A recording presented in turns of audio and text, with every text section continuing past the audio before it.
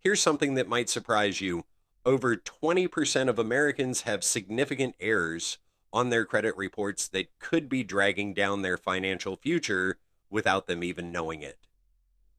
You know what's even more concerning? Most people don't find these errors because they never check their reports in the first place. Exactly right. And we're talking about errors that could prevent someone from getting a job, renting an apartment, or even cost them thousands in higher interest rates.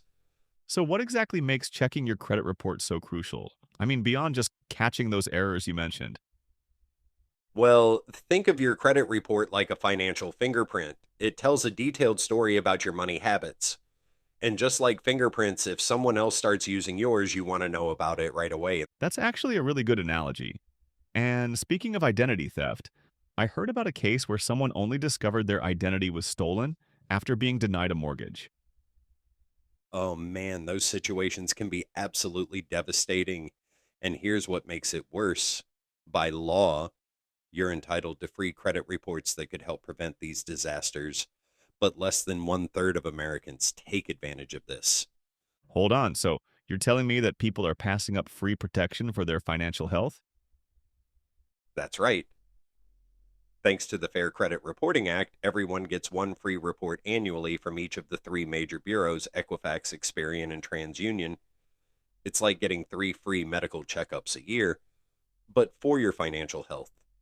Well, that brings up an interesting point about timing.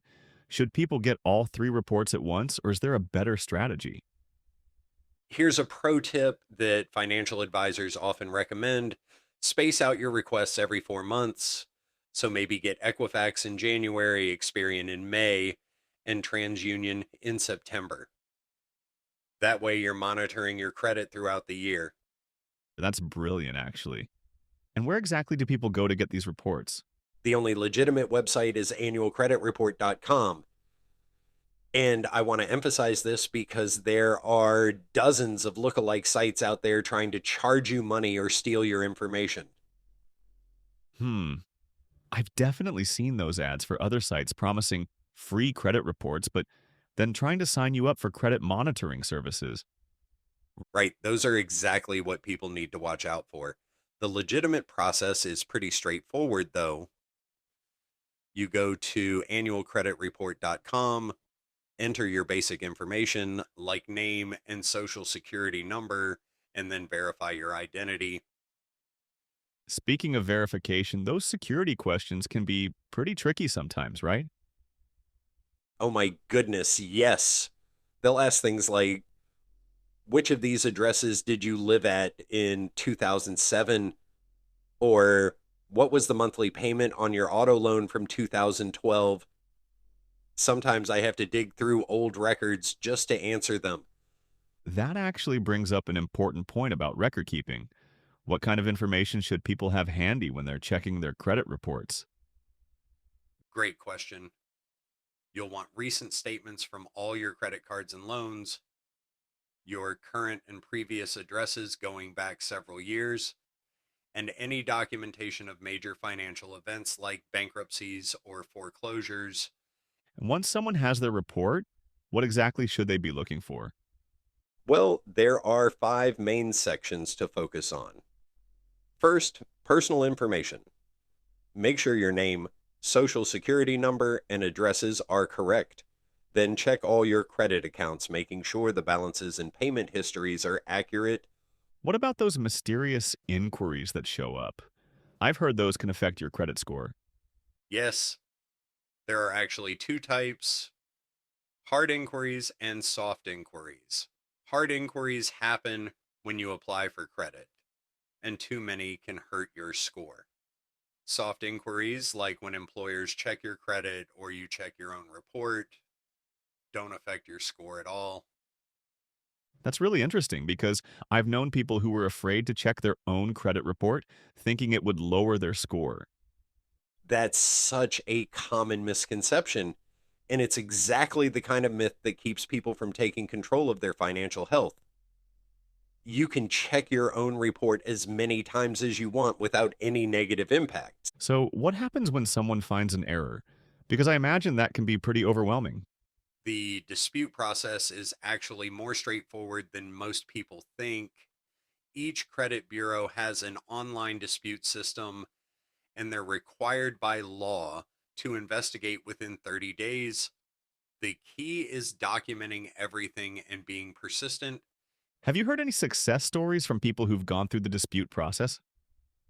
Oh, yeah, I know someone who found a $12,000 credit card debt on their report that wasn't theirs. After filing a dispute and providing documentation, it was removed within 2 weeks, and their credit score jumped by over 100 points. That's incredible.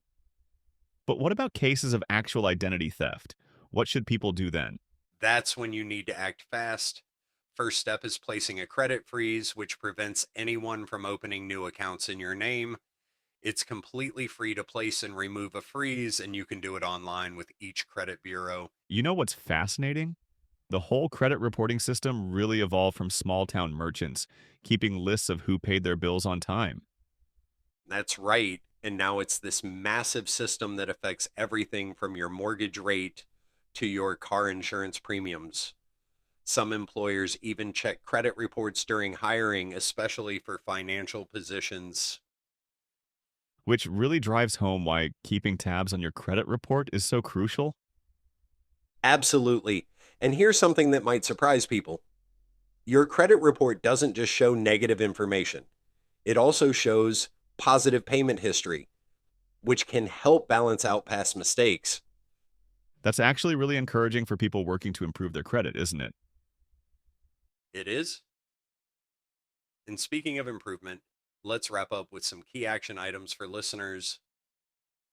First, if you haven't checked your credit report in the past year, make that appointment with yourself to do it this week. And remember to mark your calendar for when to request your next reports, whether that's all at once or staggered throughout the year. Finally, if you spot anything suspicious, don't wait to take action. The longer you wait, the harder it can be to resolve issues. Your financial health is worth the time investment, You know what they say, like an ounce of prevention is worth a pound of cure. especially when that prevention is completely free. Thanks everyone for joining us for this deep dive into credit reports. Until next time, keep watching those reports and protecting your financial future.